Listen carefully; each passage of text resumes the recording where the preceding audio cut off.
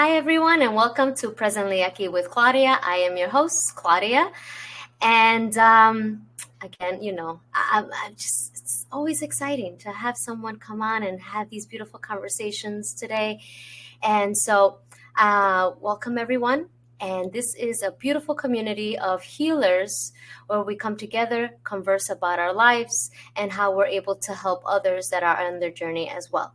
And today I have a special guest. Her name is Michelle. She's a self-mastery coach who guides people to take quantum leaps in their lives. She has a master's degree in psychology and is a certified psycho-spiritual life coach and a mindset mentor.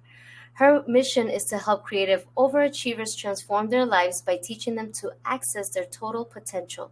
She guides her clients to align spiritually, connect to their body, and reprogram their subconscious mind so that they can elevate their vibrational frequency and attract abundance into their lives. And after I finish saying all that, it's obvious why she's on the show. So, welcome, beautiful. Hi, thank you. Thank you so much for having me. I'm honored. Yes, and prior to this, we just discovered that our parents are both from Colombia. So we're like, oh my God, you're Colombian too! Yay! You get the little like binding, right? Like, hey, we're both from the same. So it's kind of having that deeper understanding of how we grew up, right? That's where that comes from. Yes, the beliefs, the culture, and then you being in this space, you understand really well that coming from that background, it's you redefining that background. It's a big thing, right? So we're definitely going to dive into all of that. But before we begin, my new habit now is to take 3 deep breaths together so we can kind of cleanse the energy of the day and start this conversation fresh and clean. So if you like, you can close your eyes, or I invite you to put your eyes in a looking down or somewhere where you feel comfortable and relaxed. So here we go. We're going to take 1 deep breath. Inhale all the goodness and all the love, and we're going to exhale all the things that were on our mind. It could be good or bad, just releasing it all. Inhale and coming back into our bodies. Exhaling everything that was on our mind. Inhale all the love, exhale all the fear, doubts, and worries of the day.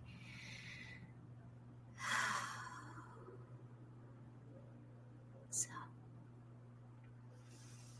this really does allow us to start fresh in this new conversation, and then for the listener, they can definitely absorb what is going to come through today. So, hi, beautiful. Isn't it such it's only 3 deep breaths, but it's, right? It's so powerful. I love so that. Powerful. That's how I love to start everything I do as well. So I'm glad we align there.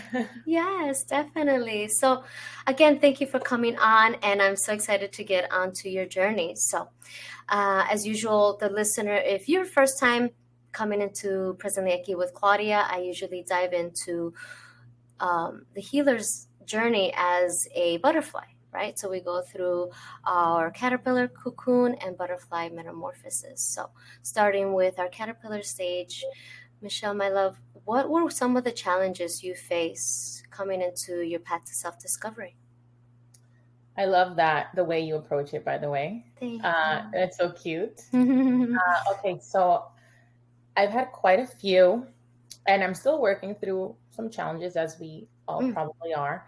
But the ones that really, I feel like, were the most difficult, the most like in the core, were self-victimization. I did a lot of that growing up. Like, why, if my life would have been this way, or if I had this or that. I did a lot of that, and that's something that I had to, on my own, just work through it, Right. and really get into the character of a student as opposed to a victim, right? And trying to fitting in societally, and trying to find safety, and just being comfortable, and you know, because I come from a Colombian background, I felt like I was never Colombian enough for my Colombian people Yes, and yes, never like American enough for yes, my American friends. And it was so absolutely. difficult for me, Mm-hmm. especially like in high school where you're like trying to figure out Mm-hmm. your group. Yes. And I never quite found it, honestly. I have a group of friends, but I never felt like I was totally myself. Yeah. Because I was trying so hard to be Mm-hmm. like one group when I was with them or another group when I was with them. Right. So that was a big challenge. And like embracing that I didn't have to be this or that. I could just be me and I didn't have to fit into like a container. Yeah. I'm sure you can relate, right? Ooh, can I? Oh, if I tell you, you're gonna be appalled. In high school, there was a small group of Colombian kids. They were not interested in having me in that group. Me And either. we had a multicultural dance, and so I definitely couldn't dance for my country, but I danced for Venezuela, which, by the way, they were also welcoming and loving and kind. They're like, it was so I completely understand the journey of not also because you're not born there, right? When we're not born there, sometimes you're chastised because you're not born. I'm sorry, I didn't make the choice of not being right, and then being from another country, not. And so then the American friends are like, well, you're not you're Latina, and so kind of so Yeah. it's a and then finding right. High school is so tough for you to go through these things and no navigation, right? Especially because for following your North Star, you're by yourself, right? If you were wanting to be like everyone else, it would have been easy. You would have just swooped into one of these little cliques and boom, whatever. Just allowed them to mold me, but it was just so difficult. Right. So I'm glad I got through it. No, it was so difficult. I can only imagine because it stays with you right after time. Even I'm telling you the story still. Like I can't believe that you think as a kid that where you would be easily accepted, you're not. Yeah. And that because you are still a child, it still creates trauma because your brain is still being developed and you're being traumatized unbeknownst to the kids. They're kids too, but they're whatever however they were brought up to just be so I don't even know uppity about where they're from, and now we know better. It's like it doesn't matter, these are just dividing lines, right? So at what point did you realize that you were self-victimizing yourself? Like when did you see that mirror reflection back? Okay, so I can't recall a specific moment, but I do remember my whole life my mom would always tell me that my mind was so powerful and that I needed that my thoughts and words were orders to the universe. I don't know where she got that from. It was like an innate knowing. Right. Because she's not in this world, but it's like she had this like gift, I guess. And that always stayed with me. I didn't believe it because her results didn't show for it. Like I didn't see her very successful. She was always talking about not having enough money, so like this scarcity mindset. But she always said that to me. So it's like she believed it, but she didn't apply it in a way. Like she didn't develop it. So I feel like just she planted that little seed in my mind, and just throughout my journey, just I've always been curious about the mind and about how it works, and it made me wonder, like, is it really that powerful? And I started to read books about it, and then I'm like, okay, maybe she was right. Maybe I don't know how, but maybe she was right. And it was kind of this just like an awakening through like a process of awakening. I don't feel that it was like a specific moment. Right. Wow. Yeah. It's these little things that come up. Was there any a book that stood out for you, or a quote or some study that you saw that you kind of like, oh, wait a minute, the epiphany hit? Okay, so my first ever like self-development, self-help book was actually gifted to me by my mom. Like my mom was like the guide, but I always tell her, I'm like, if you would have like done more, like you could have probably achieved so much. And I tell her, I'm like, you have it like in you, like el don, like the gift. Right. But anyway, she gifted me this book called You Can Heal Your Life by Mhm. Louise L. Hay. Okay. Oh, Louisa. Ah, yes, yes. I was like maybe 20, 21. Right. So I read the book and I was fascinated by the concepts, the ideas. It's like metaphysical, right? So like Mm-hmm. the power of the mind, of the intention of your words, of like the energy behind your words. Right. And I loved the ideas, but I didn't like, they were like too magical to be Mm-hmm. true for me back then, you know? Right. And I didn't believe in magic. I didn't believe As that. a first introduction, you're like, okay, lady, this I get Yeah. it, but right. I didn't emotionalize all those concepts. But again, they were like little seeds. And then when I read it the second time around, maybe like 3 years ago, it was also like I was able to absorb it because I did so much of the work, like Right. opening my mind to the possibilities of infinite abundance, of a universal life force energy that we all have access to. Mm-hmm. So that book is like one I really recommend to everyone. And again, I mean, they probably won't be able to really emotionalize it right away, but just like kind of reading it over and doing the work, it's a great book. Yeah, definitely. I definitely understand. Books are magic. Books are magic on their own, right? It doesn't, the words, I always admire how people are able to be so eloquent and transfer their magic, their own magic into paper, into words, and then have the reader really feel, right? And change you. Yes. That's actually one of my long-term goals, write a book.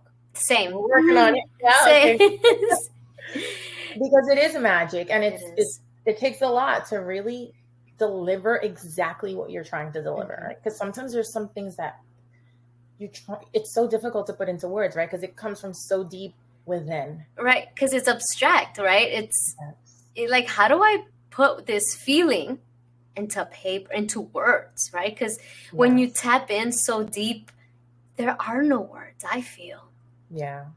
Right? And it's like also, even if you find the word, it's like, are those words going to reach the reader? Because that's another obstacle, right? All the reader's limiting beliefs and the paradigms, like trying to break through those beliefs so that it really gets to the reader. That's another challenge. But we'll talk about it when we get there. Right. I learned that it's about becoming a good storyteller. Mm-hmm. That's the power there, is becoming a good storyteller. So I'm like, okay, I kept that up there. It's up there in my little mental note. Mm-hmm. Watching a training on with Donald Miller. I don't know if that's who you're referring to. No. He talks about like becoming a good storyteller and how to actually use that in your business and sales and in everything to do with interacting and creating relationships with people. And that's essentially what you're doing when you're writing a book, right? You're creating a relationship, a deep relationship. Yeah, I know it. I'm excited too when the journey comes, right? When that it'll, you know how it is. It'll just be like, hey, tap, tap. It's time, Michelle. You're like, it's time. And the universe will literally just push you if you're resisting. Yes, right. I love when they do that. Like, hey, you're like, no, and they keep throwing that at you, and you're like, okay, fine. And it's like, oh, you're not gonna do it on your own. I'm gonna make you. Right. Because it's right. That's what I talk about after we did the 3 breaths, about what comes through, right? We don't know what's coming through that needs to be heard, read, or seen, right? For actors that are able to embody physicality of what is translated through word or feeling, right? So they're able to embody that. So it's pure magic. So as you're going through your childhood and traversing the challenges, did you have support of your family as you're going into this self-discovery journey, or were you also having trouble, accessing yourself as you're discovering these aspects within you and seeing the part of the culture, how it kind of clashes to what you're in the space in now? Mm-hmm. Yeah, the cultural definitely clashes. It wasn't like direct pushback from my family. Like I said, my mom has always been very like Right. You can do whatever you want. Your thoughts are orders in the universe. But it's more of like indirect, right? It's more of like those limiting beliefs that she acts on, or that like my extended family, my siblings, my aunts, my uncles, just like it's been more of like I wish I could just open your head and put all these thoughts and change these norms, right? So it's been more of that as opposed to like direct pushback. Like my family has been thankfully very supportive. If I hold a workshop, they want to join if it's in Spanish. Right. And I do love that you do that on Instagram, right? You're not only providing the knowledge that you have to share with the community in English, but you do it in Spanish. So that way it's so important for our community to start to understand what our generation is trying to do, which is heal generational trauma. Yes. Right? Because I'm sure and I would love to hear your opinion on this. I'm sure that at some point, our moms, our abuelitas, their moms, and our father's side as well, that everyone's intuition at some point knew that something wasn't right. It just didn't have the tools to follow that, or even the privilege to do so. Exactly. Yeah. I feel like 100%. Like there's always that intuition. We're intuitive beings, right? So I feel like for my mom, it was more maybe the privilege, because she came to this country and she didn't have a legal status. Right. She didn't speak the language. So it was kind of like, she wasn't thinking about like, oh, how can I expand my potential? It was more like, how can I survive? Right. Like, how can, but definitely I feel like, it's been that challenge of like, there's something off, but I guess that's just how life is, right? That one, right? That's just how life is. This is how it is, and this is the how does it go? The deck we were dealt, the card we were dealt. Like, right, the cards we were dealt, right? Yeah. And this is how it goes, and looking around back then in their generation, no one's following their North Star. No one's really going into the journey of self-discovery, right? Yeah. It's more about we don't want to create any ripples in the ocean. Let's just leave it as and that's where all the gaslighting and all these bad habits on communication with each other, right? With our families, and how we talk to each other, and how, and it just takes us to come in, and it's a beautiful gift. Because, as you're seeing your family, and you said we all feel this way, how we just wish to open their head and like, hey, let me retype some of this programming in there and and do all this. But because of their struggle, right, it welcomes this open door when you come and you're born to kind of undo it, right? And when I know you noticed it when you were starting to become self-aware and coming into your journey, and in the beginning, you're gonna know this. In the beginning, for a lot of the listeners, this is a good thing, because a lot of the listeners are beginning their journey. So in the beginning of your journey, you really do come into this extreme savior complex, where what you've become aware of, you want the world to know you. It's kind of like you just became in love, and you want everyone to know I'm in love. Let me share it with everybody. How did you navigate that in the beginning of this space? Because that's what occurs naturally. Yeah, definitely. Like, it was so frustrating for me to like be awakened or start my awakening process, and then seeing my loved ones, my family or my close friends not in that path. It's like, but wait, no, like, right. I want to save you. I want you to come with me. And then I realized, I have to let go. It's their journey. Like, I can expose them, and I can grant them the knowledge, the wisdom that I've acquired. And I can be here and be open for them whenever they're ready, if they're ever ready, and kind of just acceptance that maybe they won't be ready ever in this lifetime. Maybe it's just not their lifetime. Right. I'm open to the possibility that there are multiple lifetimes for our souls. So Right. that's why I say in this lifetime, maybe in Right. their next lifetime, they will be ready. Yeah. Actually, when you were saying that, what came through was, and I never had this thought before. I do a lot of channeling in my podcast for a lot of people who are always tapping in. That's what I do. I cleanse the space, so whatever needs to come through will. When you were saying that, what came through was maybe it's not about them doing it the next lifetime. Maybe it's you, as they're your ancestor, even though they're still here, that you are the door, we are the door, right? That we channel and we clean. So there is no next time, because the next time would be continuing the work that we've implemented, So that's, I don't know. It's a theory. That's what just came through. And I was like, oh, maybe we're the answer to their prayers. Yes, maybe they did work in their past lifetime. Right. And then it's reflected. Maybe. Right. I love that. I love that idea. Yeah. Because something I never thought about also, which is going to be true, we're going to be our children's ancestors, our grandchildren's ancestors. So how do we show up, right? That's a huge responsibility for us doing the work and wanting to, because we definitely reflect on our ancestors and what they've done, right? For you and me and everyone who's doing this generational trauma healing, and it's not on purpose, it's just by being our truest selves is what comes through and how we're able to do the healing, right? Yes. Allowing ourselves to really exist in our full authenticity. Yeah. And how do you deal with, and this is part of it, when we are in the space, because we are way showers, right, for our families, how do you deal with judgment? And I am talking about intuitive, when you can feel it, not when you hear it, right? How in your family you can sense that. How do you traverse that water?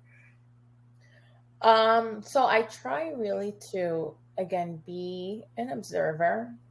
When I feel that there's stuff that isn't aligning, feelings that aren't aligning, thoughts that aren't aligning, I just let it just be, flow through me. It's hard, to not really let it get to me and not really own it.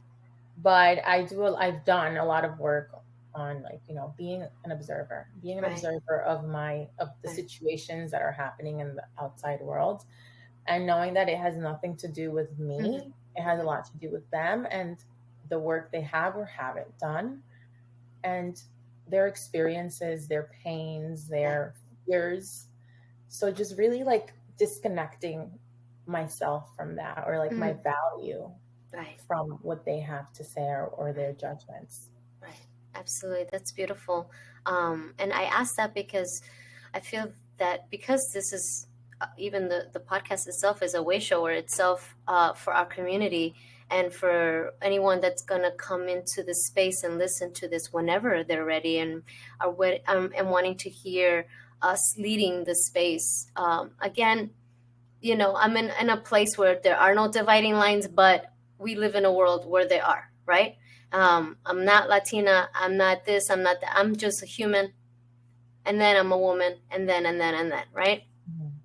But since we are here and the young people in our community will come to and start looking for this space, where are there women like us or Latinas like us, Hispanic, however the word is, right, that where we come from, it's important for us to have this conversation so that way, that's why I was asking, how do you traverse? Because they're going to come into this space, right? When they start coming into the self-discovery aspect, whether it's this generation or the next generation, by then, there's going to be such a difference by the next generation of way showers, right? Where there's going to be so many people coming into their space, their inner space.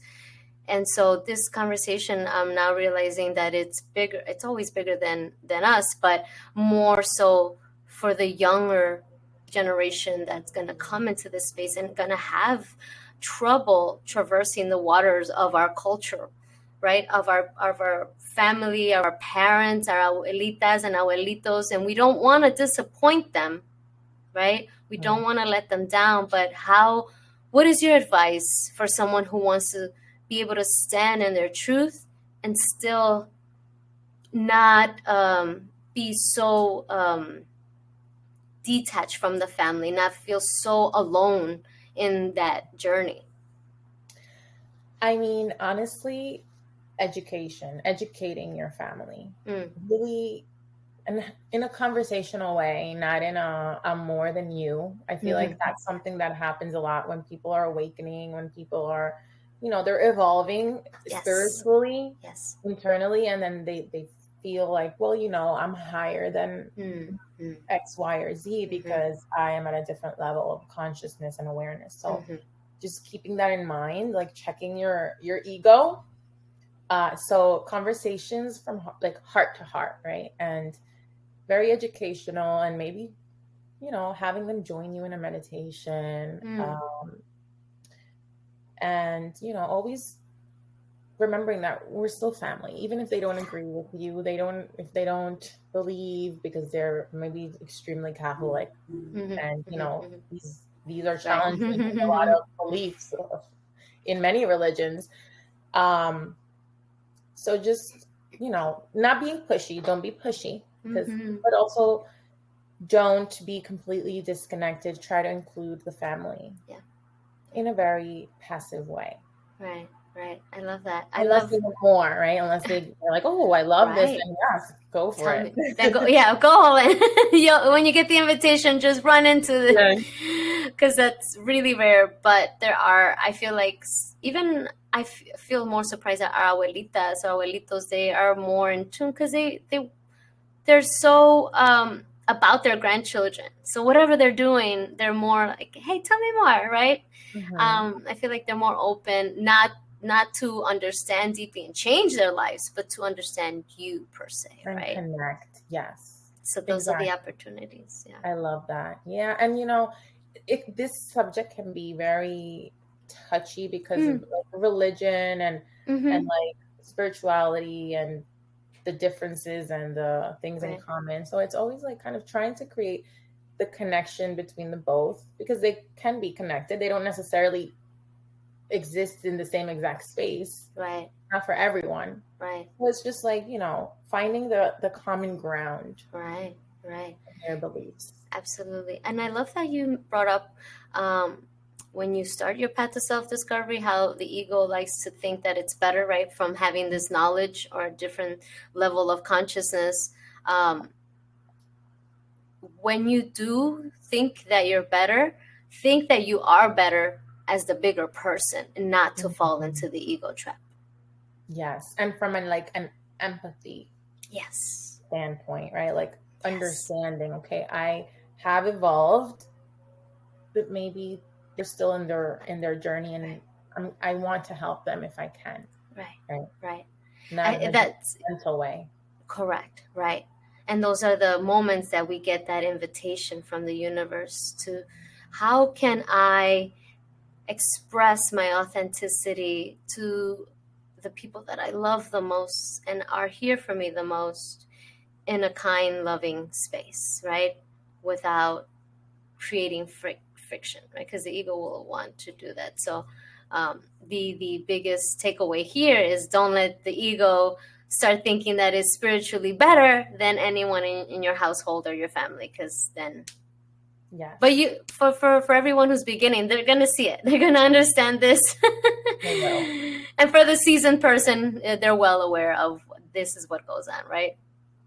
So that's just beautiful. So at what point in your journey, as you're going to school, right, and college, where did you realize that you as you're going through your self-discovery journey, that you wanted to pivot into the different space, and getting deeper with yourself, right, and allowing what would eventually come through as a coach, right, in a way?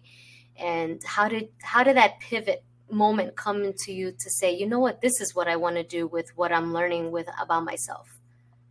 So I went into psychology thinking like, this is the study of the mind. This is what I'm interested in, the power of the mind. And I pursued it. And once I started, I was already almost finished with my master's degree.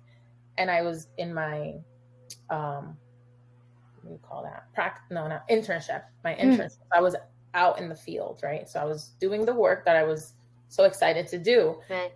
And then I started to realize like, this is not what I wanted to do. This is not what I thought it was, right? So it was very much like on a surface level, right? What I studied, and not that it's not important, but like I felt that I needed to go deeper. Like I wanted to go to the root, right? And so I was very disappointed. I was very sad, 7 years of schooling. Right. And I was almost finished. And I'm like, oh, this isn't exciting me. Like, this isn't exciting. Like, yes, I'm going to have a job with the New York City Department of Ed, which is like, I mean, for the Latino community, it's like prestigious, right? Right. City and benefits, all this good stuff, right? What you think is perfect. And I'm like, I should be excited, but I'm not excited. I mean, I'm thankful, but not excited, not inspired. So I remember it was around the pandemic when it first started, because that was my last year of my master's degree. And I was in my internship, and one night I was just laying in bed and I started crying. Like, I didn't know why. Right. Like I was really just feeling, I wasn't even thinking, I wasn't aware of why I was crying, but like my body was really like, my soul was like feeling things and I didn't know why. Right. So it was like telling me something, and I'm like, why am I feeling like this? Why am I crying when everything is good, going well, right? And then, I started thinking and I started to explore, and I'm like, it's like a message. I like from my soul is telling me like, you need to go deeper. This isn't what you're here to do. Right.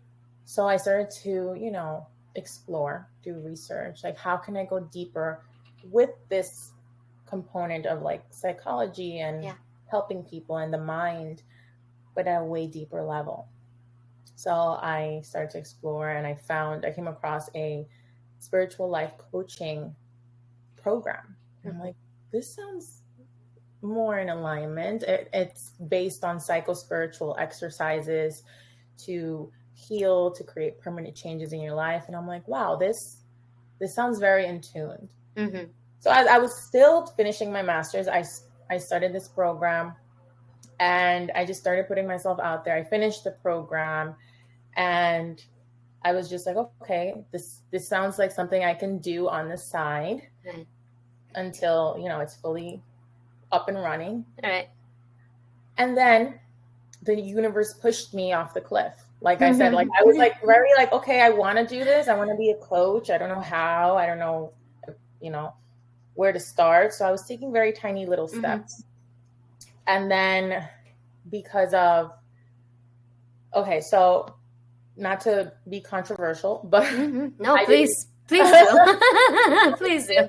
I didn't get vaccinated. I didn't feel comfortable. I didn't feel comfortable. Right. And whoever, I respect everyone's decision, but absolutely. I did my decision to be respected as well. Yes. And I got fired from the New York City Department of Education. I don't know if I can only imagine. Yep. You know about that whole commotion? I do. Because I teach children mindfulness. I can't teach in the public school system here in California because it's mandated. So, yeah.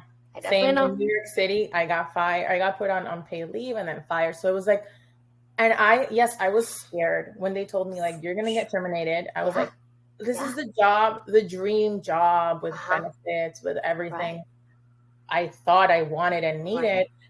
And I'm going to get fired. But I'm like, okay, I allowed myself to feel that fear, but I didn't allow it to dictate my decision. I was like, no, I know what I need, and I know what my soul is telling me, and I'm not going to get vaccinated because I'm scared. Like if I'm going to do it, it's because I choose to do it and I want to do it. Right. Not because I'm scared.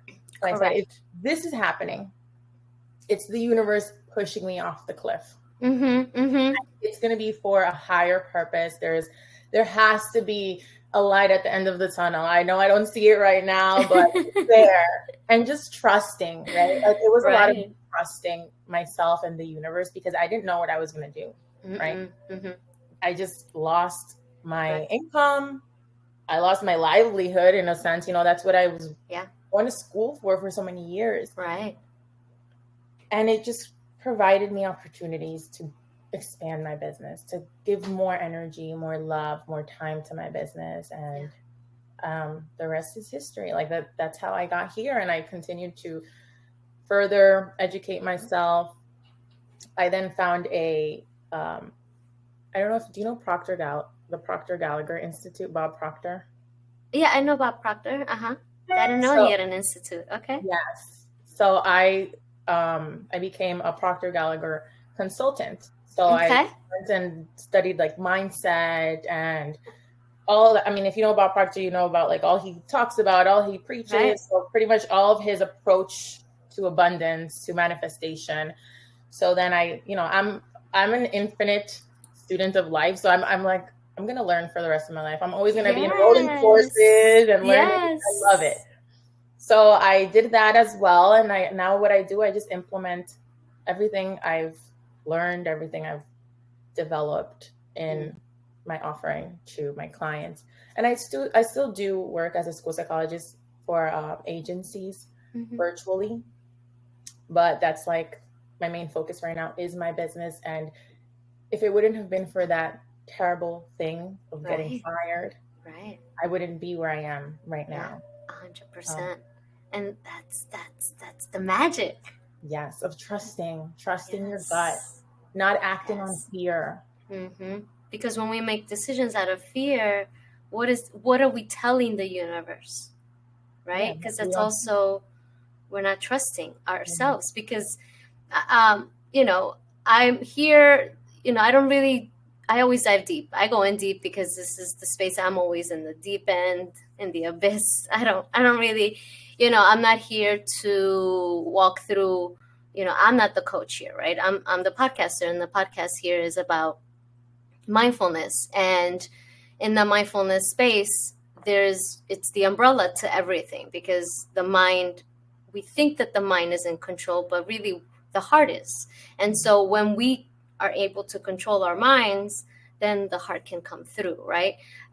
That's the deeper mindfulness to me, right? Because I watch all these teachers and listen to them, and they're still stuck in here, in the aspect of the mind, which I completely understand, but it's the tool. It's not the boss. Exactly. Yes. Because essentially the boss is our soul, right? Our psyche. Our psyche, that is our direct connection to God, or to the universe, or to life force. Right. Definitely. That's our direct connection to that like infinite intelligence, that intuition, right? Correct.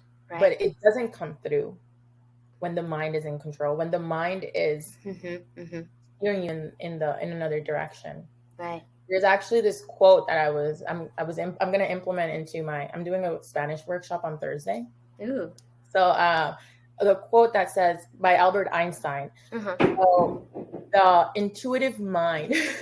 Sorry, my neighbors upstairs, I don't know what they're doing here. It's like, what? I love recording from home.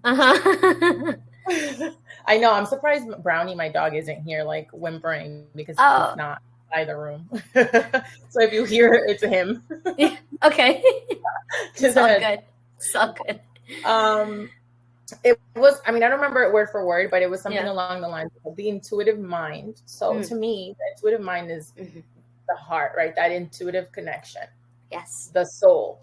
Right. The intuitive mind is a divine gift. And the rational mind, so the one that's like trying to control our lives and our fears, is a faithful servant. Yes. We've created a society that honors the servant and forgets the gift. Yes. Right? So we're so focused on like the rational, but this, all these limiting beliefs, and we don't let the gift, the soul, the intuition shine through and guide us. Right. Yeah. I love that quote. I forgot about that quote. Yes. So when you finish saying, I'm like, yes, that's right. Yes. Yes. So I'm like working on translating it into Spanish. So I'm like, I know. It's and that's the part of the way shower, right? Because all of these terms and the things that we're doing are not in our language, are not in Spanish, because there is no word for mindfulness. I created it's just mente presente is what I call it. And when I've practiced it on people on the street, because here, you know, I'm in Los Angeles. There's a lot of Central Americans. And so I needed to describe them, like what comes through is like, oh, mente presente, because it is that being present in the mind. Yeah. So there is no word. And that's something that I struggle with. Just recently, I've been starting to show up in Spanish because I'm like, you know, it's not my comfort zone, but in order to grow, I need to push my comfort zone. So, and I want to help my community. I want to give back. And I know that if this space of self-growth and self-development is so foreign to like even Americans, which is even more foreign to people in our countries, right? 100%. So it's like, I want to, even if it's just to plant a seed, even if they're not like, yes, I need to go work with Michelle because she's going to help me tap into, but at least like what my mom did with me, she planted seeds. And eventually when I was ready, the seeds started to flourish, to bloom. Yeah, it's important. And, you know, when you talked about that moment that could have been catastrophic for you, right? Not like losing almost the dream per se of this career that came with all the things, and then when you allow for the redirection and to show you, but that also takes practice to surrender, right? What are some tips or tricks that you can give to the listener to perhaps what is helpful in order for you to surrender to the universe, which is ultimately yourself? So I know it sounds cliche, but connecting, right? Like really developing a deep level of knowing, of knowing who you are as a spiritual being, right? Like where you come from. Right. You're not just your body. I'm not Michelle. My name is Michelle. That's not who I am, right? I'm not my mind. I have a mind. So it's like, who am I really? What am I? So really asking these difficult questions that you don't really encounter. Yes. And realizing that we are a direct manifestation of source, right? Yes. Whether it is for you, for anyone. So if we're a direct manifestation of that source, that divine source of life, we're connected to it, to them. So just knowing that and reminding myself of that gives me a sense of it's going to be okay. Like, you know, it's not all about this current moment because this moment may be very difficult, but if this is happening, there is a higher reason. Like but it really comes from a level of knowing, like developing a deep level of knowing yourself. And that takes a lot of, you know, connecting, meditating. Like a lot of, I mean, like I said, it's going to sound cliche, but meditating, you know, breathing and visualizing yourself connected to source, to each other, because we're all interconnected. Yes, correct. Yeah. In one way or another, directly or indirectly, we're all interconnected. That's it. And I, you know, being mindfulness, I'm obviously a meditation activist. And I talk about it a lot because I don't like how society has created this fear in meditation, where people are scared because they can't stop their thoughts and why am I sitting here, and like not really explaining the power behind it and what is the reason for it, right? Which is creating a relationship with yourself. That's why you close your eyes to go within, because you can meditate with your eyes open. That is for certain when we're gardening, right? When we're cooking, when we're fully present in anything or fully immersed, we're meditating. But when you want to start creating a relationship, like if, you know, Michelle and I start becoming new friends, what am I doing? I have to create space, hold space, listen intently and be here. So that's what the invitation of meditation is for anyone listening, is creating the relationship with yourself. And I think I say this almost in every podcast, because it's very important that it's not about stopping the thoughts. It's not about this. It's about what first, right? You're going to get in there to know about you, right? And it can start with journaling. If you don't feel comfortable yet to close the eyes, start asking yourself the question. Write the question as if it was homework, and then fill it out, right? And having these different ways to prompt the inner discovery of yourself. So I'm definitely always like, yes, meditation. It sounds so cliche, because I feel like it's almost been like it's kind of used like as a trend now. Yes, correct. But it's really it. Like, but doing it really for yourself and without the pressure of like, I need to achieve this in this meditation. Like, I was reading a book. It's called Radically Happy. I have a book club, by the way. Ooh, I'm joining this book club. Big email about it. Yes.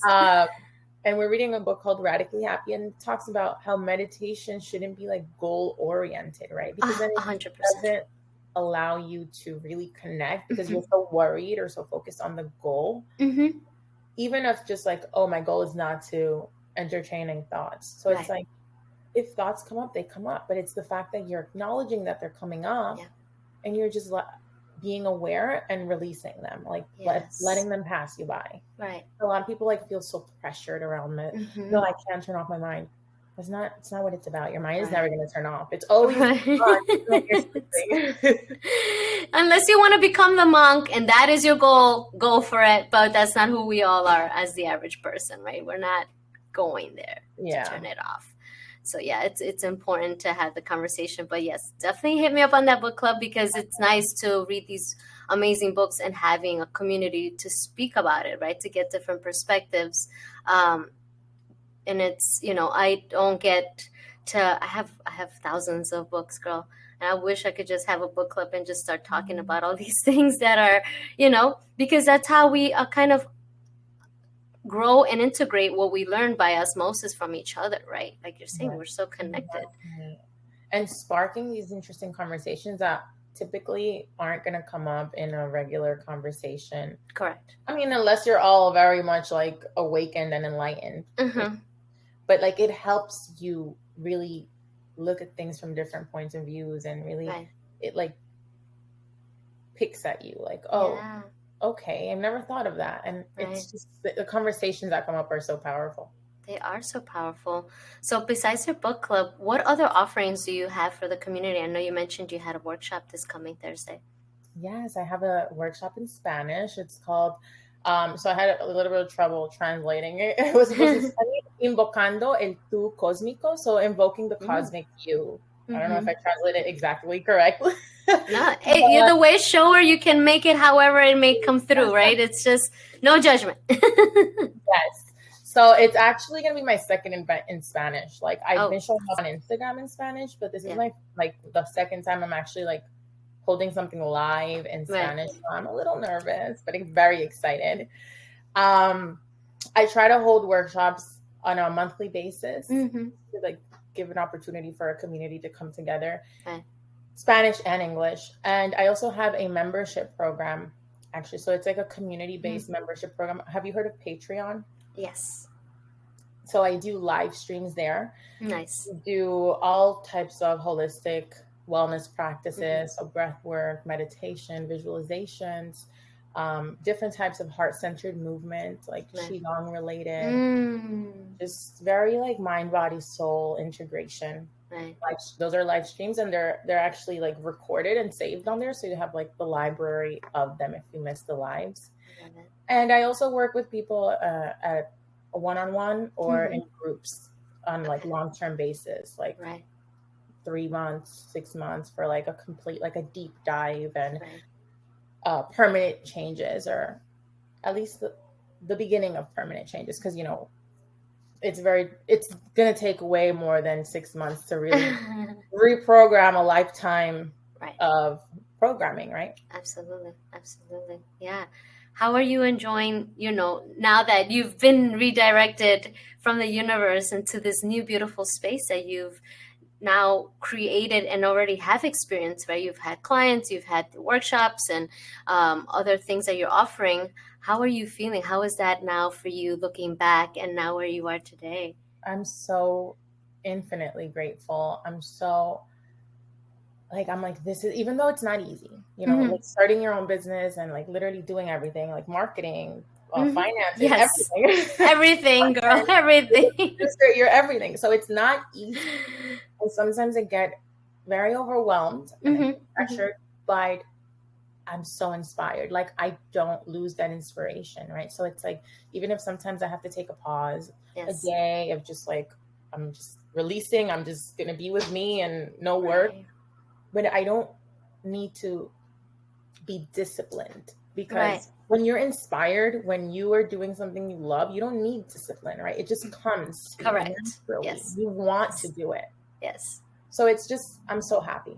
I'm so happy. I'm so grateful that I trusted, that I had that ability to trust in that precise moment.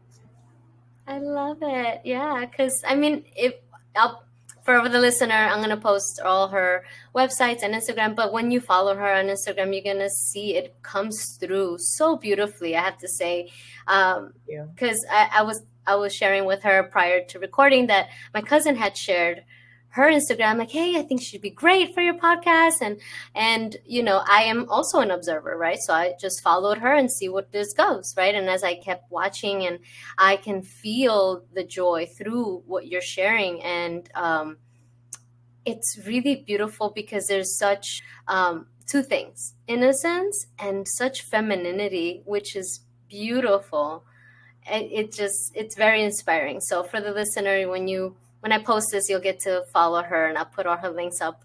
But definitely check out Michelle. She's just as this joyous human just coming into her own. And I am so grateful to have you on today. And this is just truly magical. And, coming in and sharing your story.